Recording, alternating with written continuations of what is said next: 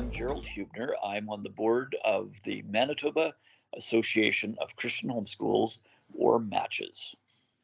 Right on. Um, I would love to know to start, how has homeschooling been for the 2021-2022 season?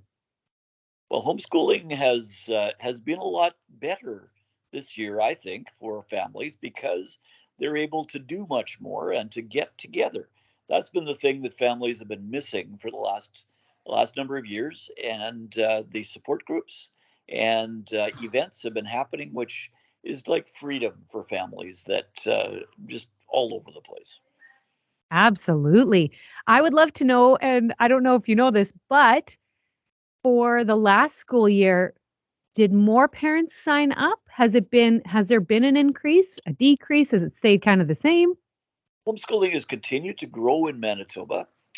We had a huge increase in homeschool families in 2020 after the first bit of COVID, and some of those people decided that they wanted their children to be back in school, but many decided that they really liked this. They really liked the time as a family and liked what they saw in their children, and they continue to homeschool. So the numbers have continued to grow, not as dramatically, but we've seen growth in home education continue across Manitoba and actually across Canada and around the world. Okay, good to know. Thank you for that. I would love to hear more about this event coming up. I believe it's at the end of the month. It is. We have a homeschool conference in person. We've had homeschool conferences throughout the pandemic, but they haven't been in person. And this year we're back with an in person event. It'll be March the 27th and 28th at the Church of the Rock. May 27th. Yes. Thank you. May Just 27 and 28 at Church of the Rock in Winnipeg. And we have a full curriculum fair along with our keynote speakers and many workshops. So we're looking forward to a record breaking, excellent conference this year. That's wonderful. So, if somebody is considering attending, why should they attend? What can they get out of it? Well, for people that are interested in homeschooling, so if they're thinking about this alternative, whether they have children of school age or not, it's a good place to come and learn more, to figure out, is this something that they might be interested in, something that they want to prepare for? And for those that are homeschooling, it is a huge shot in the arm. It's a huge encouragement and an opportunity to see and to buy homeschool curriculum, as well as hearing lots of excellent workshops and speakers. That's amazing. I would think that if you're homeschooling, especially for the first time, like you said, you've seen increases in people stepping up to homeschool. It's like, oh, where do I begin? What curriculum? Like, because there's so much out there, right? So this is such a great opportunity for people to see the different things all in one place. Exactly, and we will have curriculum suppliers that are exhibiting their curriculum of all different kinds, from ones that are very organized to ones that are very flexible in terms of the styles that parents choose. So you can look at them, you can see them, you can talk to the people that are exhibiting them, and then we'll also have other supports. So camps, Bible schools, post-secondary institutions of a number of different kinds will be exhibiting there. So there'll be information about the whole spectrum of homeschooling and the things that are involved in it.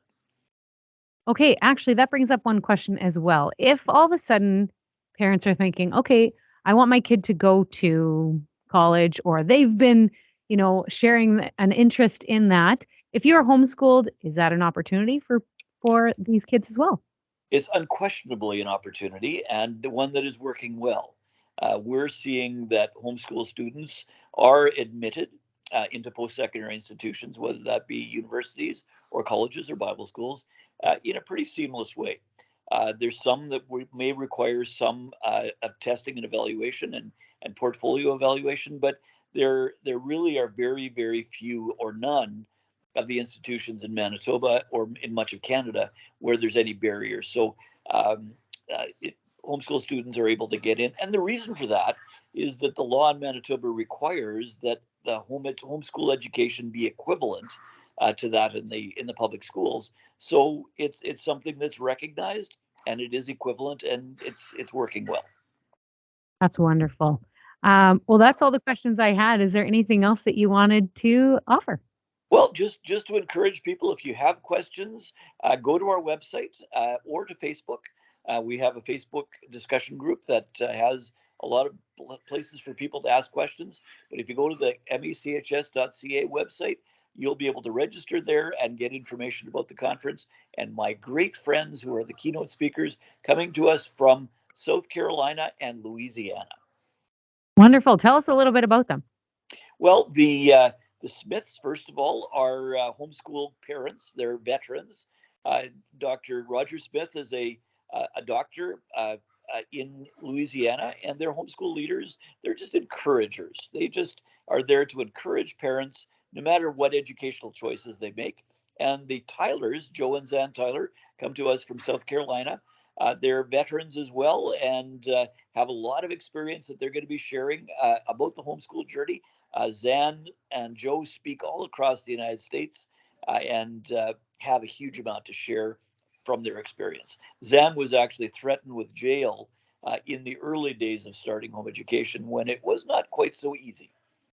Wow. So a lot of experience to share. That's good. Yep. Well, thank you so much for taking the time, Gerald. It's been a pleasure, and we'll let our listeners know all about this.